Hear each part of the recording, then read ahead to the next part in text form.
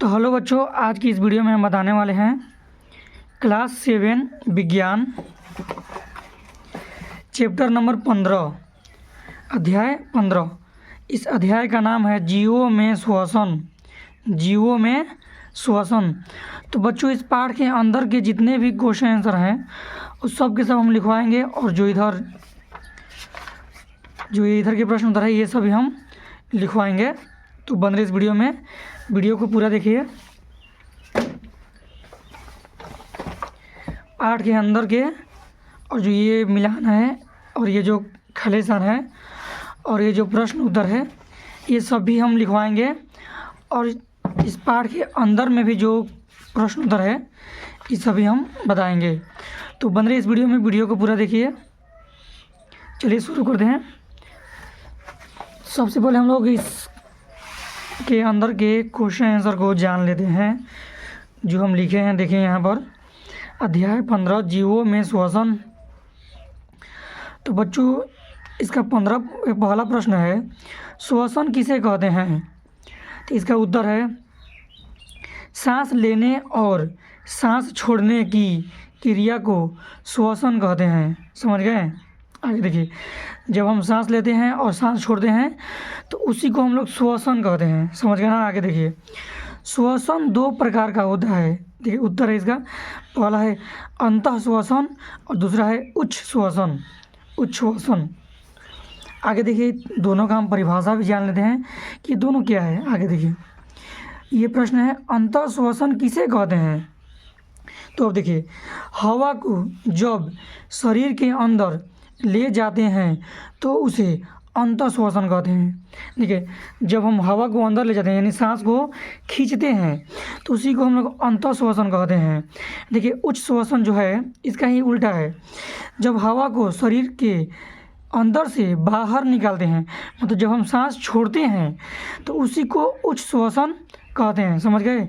जब हवा खींचेंगे तो अंतः श्वसन, जब हवा को हम लोग छोड़ेंगे तो उसको हम लोग उच्च श्वसन कहते हैं। समझ गए ना? अच्छे से आप लोग नोट कर लीजिए आप लोग अच्छे से। आगे देखिए, अगला प्रश्न है किण्वन किसे कहते हैं? तो बच्चों, इसका उत्तर है ऑक्सीजन की अनुपस्थिति में ग्लूकोज का अल्कोहल में अपघटन किण्वन कहते हैं। समझ गए? ऑक्सीजन की अनुपस्थिति यानी अनुपस्थिति मतलब ऑक्सीजन नहीं रहना चाहिए, उपस्थिति का मतलब रहना चाहिए। समझ गए ना? उपस्थिति और अनुपस्थिति। तो ऑक्सीजन की अनुपस्थिति में ग्लूकोज का अल्कोहल में अपघटन किण्वन कहलाता है। जब ग्लूकोज अल्कोहल में बदलता है तो उसी को किण्वन कहते हैं। आगे देखिए, नोट है यानी 1 नंबरिया क्वेश्चन है, एंजाइम यह एक प्रकार का प्रोटीन है। एंजाइम क्या है? एक प्रकार का प्रोटीन है। चलिए आगे देखिए, ऑक्सी श्वसन और अनाक्सी श्वसन में अंतर लिखे। ऑक्सी श्वसन और अनाक्सी श्वसन में अंतर लिखना है, एक ही अंतर लिखे हैं। अब देखिए, समझिएगा इसी से। उत्तर है इसका पहला है ऑक्सी श्वसन ऑक्सीजन की उपस्थिति में होता है। उपस्थिति का मतलब आप लोगों को पता ही है, उपस्थिति मतलब ऑक्सीजन रहना चाहिए। तो ऑक्सी श्वसन ऑक्सीजन की उपस्थिति में होता है। इसी के उल्टा है अनाक्सी श्वसन ऑक्सीजन की अनुपस्थिति में होता है। अब देखिए, कोई पूछेगा ऑक्सी श्वसन किसे कहते हैं, तो ये आप बोल सकते हैं वैसा श्वसन जो ऑक्सीजन की उपस्थिति में होता है उसको ऑक्सी श्वसन कहते हैं। बोल सकते हैं ना? पूछेगा अनाक्सी श्वसन किसे कहते हैं, तो वैसा श्वसन जो ऑक्सीजन की अनुपस्थिति में होता है, यानी अनुपस्थिति मतलब ऑक्सीजन नहीं रहता है। देखिए, ऑक्सीजन की अनुपस्थिति मतलब हो जाएगा कार्बन डाइऑक्साइड भी हो जाएगा, जो कार्बन डाइऑक्साइड की उपस्थिति में होता है। ये होता है ऑक्सीजन की उपस्थिति में और ये होता है कार्बन डाइऑक्साइड के उपस्थिति में। यानी ये ऑक्सीजन की अनुपस्थिति यानी ऑक्सीजन नहीं रहेगा तो रहेगा क्या?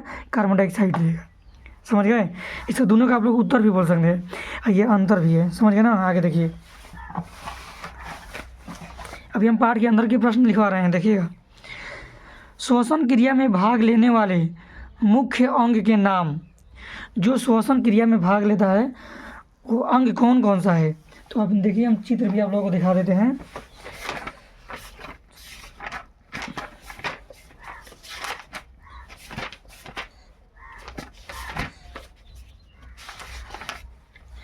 चलिए पहले लिख लीजिए आप लोग।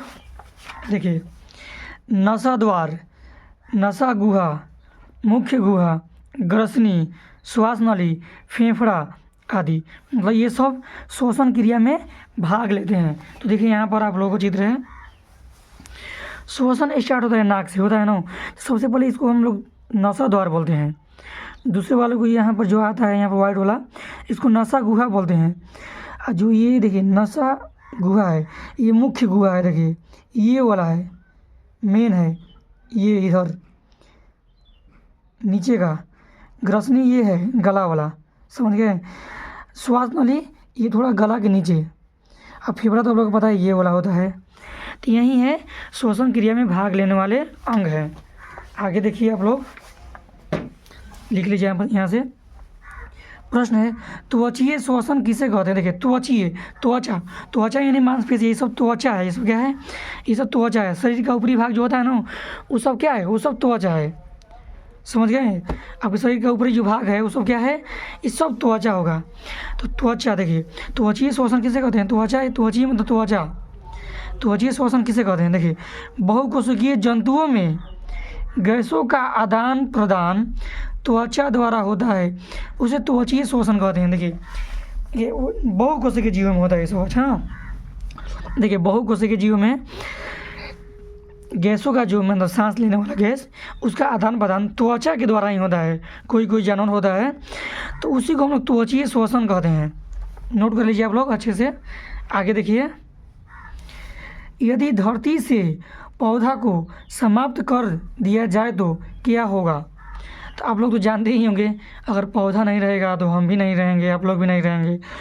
तो वही है, यदि धरती से पौधा को समाप्त कर दिया जाए तो कार्बन डाइऑक्साइड वातावरण में अधिकता हो जाएगी, यानी कार्बन डाइऑक्साइड क्या हो जाएगी? बढ़ जाएगी। जब पेड़ पौधा ही नहीं रहेगा तो ऑक्सीजन देगा कौन? नहीं देगा। तो नहीं देगा तो बचेगा क्या? कार्बन डाइऑक्साइड बचेगा। तो ऑक्सीजन वातावरण यानी वायुमंडल में अधिक हो जाएगी, अधिकता हो जाएगी। धरती पर तापमान बढ़ जाएगा। देखिए जब ऑक्सीजन नहीं रहेगा, पेड़ पौधा नहीं रहेगा, हवा कैसे बहेगा? तो तापमान क्या हो जाएगा? बढ़ जाएगा, बढ़ जाएगा ना, तो बढ़ जाएगा। हमें सांस लेने में ऑक्सीजन गैस नहीं मिलेगी, सांस लेने के लिए ऑक्सीजन गैस नहीं मिलेगी। इससे हम सभी लोग बेमौत मर जाएंगे। समझ गए आप लोग ना। अगर धरती से पेड़ को हटा दिया जाए तो यही होगा जो हम लिखे हैं। आगे देखिए, रात्रि में पौधा के निकट नहीं सोना चाहिए, क्यों? तो रात्रि में पौधा के निकट नहीं सोना चाहिए क्योंकि रात्रि में पौधा से कार्बन डाइऑक्साइड निकलता है और हमें सांस लेने में कठिनाइयाँ होगी। देखिए रात में जब, देखिए पौधा ऑक्सीजन कब छोड़ता है? जब उसको धूप यानी रोशनी मिलती है। अगर रोशनी नहीं मिलेगी ना तो अपना प्रकाश संश्लेषण की प्रक्रिया नहीं कर पाएगा और वो ऑक्सीजन नहीं छोड़ पाएगा, तो वो कार्बन डाइऑक्साइड ही छोड़ेगा ना। देखिए तो यही है, क्योंकि रात्रि में पौधा से कार्बन डाइऑक्साइड निकलता है और हमें सांस लेने में कठिनाइयाँ होगी, इसीलिए हमें रात्रि में पौधा के निकट नहीं सोना चाहिए। समझ गए बच्चों? देखिए अब लिखवाएंगे हम लोग किताब के। वीडियो अच्छा लगा तो वीडियो को लाइक कीजिए, आप लोग सपोर्ट कीजिए, क्योंकि हम थोड़ा बड़े यूट्यूबर बन जाए और ज़्यादा से ज़्यादा वीडियो हम डालें। आगे देखिए,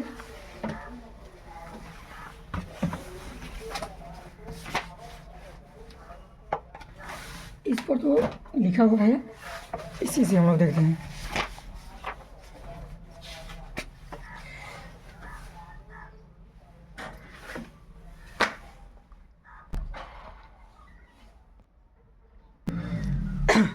सही उत्तर पर सही का निशान लगाइए।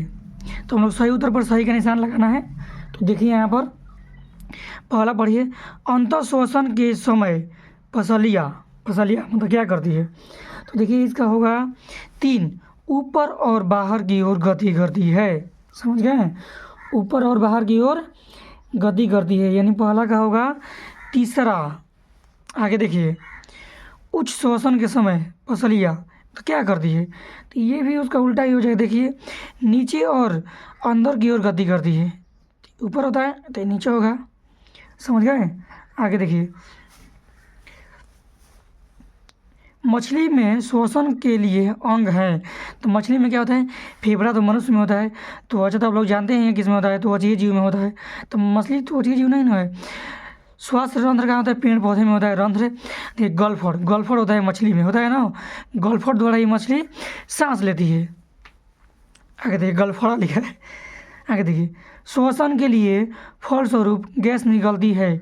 श्वसन के लिए फलस्वरूप गैस निकलती है। तो हो गए कौन सा, श्वसन के फलस्वरूप गैस निकलती है, मतलब श्वसन क्रिया होने के बाद उसके बाद फलस्वरूप गैस निकलती है। तो होती है कार्बन डाइऑक्साइड निकलती है ना। श्वसन जब होता है तो ऑक्सीजन अंदर जाता है और निकलता क्या है, कार्बन डाइऑक्साइड निकलता है। समझ गए। आगे देखिए बच्चों, मिलान करना है। कॉलम ए के शब्दों को कॉलम 20 के शब्दों से मिलान करें। देखिए रंध्र, रंध्र कहाँ होता है, तो पौधा में होता है। तो इसका हो जाएगा ये वाला। अब मिलान नहीं करते, हम समझाते हैं, लेकिन आप मिलान कर दे रहे हैं। कितना बच्चा कमेंट करें सर आप मिलान कीजिए, बताते हैं तो नहीं लिख पाते हैं। देखिए फेफड़ा, फेफड़ा होता है मनुष्य में। गलफड़, गलफड़ होता है मछली में। समझ गए। त्वचा, देखिए त्वचीय जीव है केचुआ। केचुआ आप लोग देखें, चारा आप लोग बोलते हैं, उसमें सांस लेने के लिए त्वचा ही होता है, वो त्वचा से ही सांस लेते हैं। समझ गए।